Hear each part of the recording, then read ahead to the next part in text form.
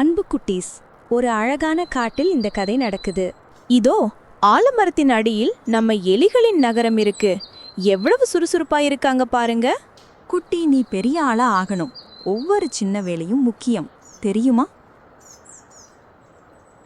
ஐயோ, பூமியே ஆடுது. நண்பர்களே, தாகமா இருக்கு.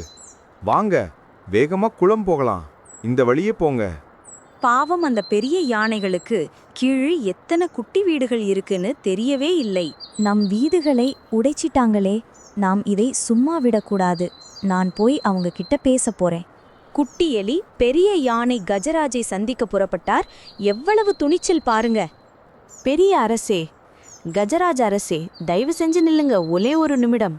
ஓ, யார் அங்கே? நீ ஒரு குட்டி எலியா? என்ன விஷயம்? அரசே, நீங்கள் நடக்கும் பாதைதான் எங்கள் வீடு.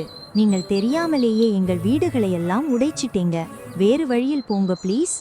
ஓ, குட்டி எலியே, என்னை மன்னித்து விடு. நான் கவனிக்கவில்லை.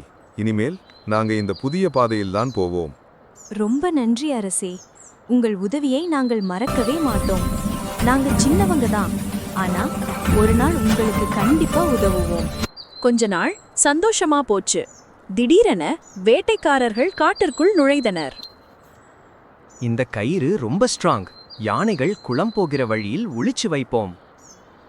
யானைகள் வழக்கம் போல போக குட்டி யானை கால்ல அந்த மறைவான கம்பி மாட்டிக்கிச்சு.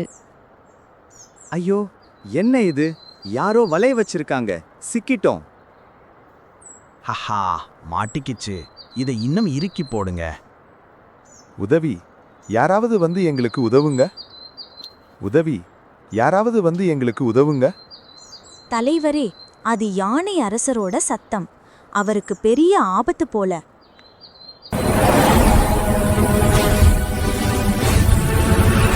நண்பர்களே, நம்மை மதித்த கஜராஜ் அரசருக்கு உதவி செய்யணும். நம் வாக்குறுதியை நிறைவேற்றும் நேரம் வந்துவிட்டது. நாங்க தயார் தலைவரே. சிறு வீரர்களானாலும் உதவி செய்ய போவோம். ராமு, நீ வந்து விட்டாயா? நீங்கள் தான் எங்களுக்கு உதவ முடியும் என்று நம்புகிறேன். யானையின் பெரிய வலையில் குட்டி எலிகளின் சின்ன பற்கள் வேலை செய்ய ஆரம்பித்தன.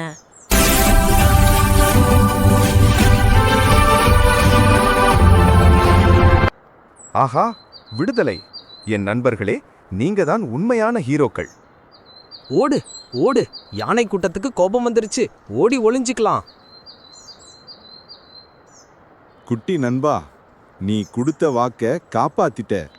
உருவத்தால நாங்க பெரியவங்க, ஆனா அறிவாலும் உதவிலையும் நீங்க தான் பெரியவங்க. பொழுதும் மற்றவர்களுக்கு உதவ வேண்டும். யாருக்கும் ஒருபோதும் கெடுதல் நினைக்கவோ செய்யவோ கூடாது.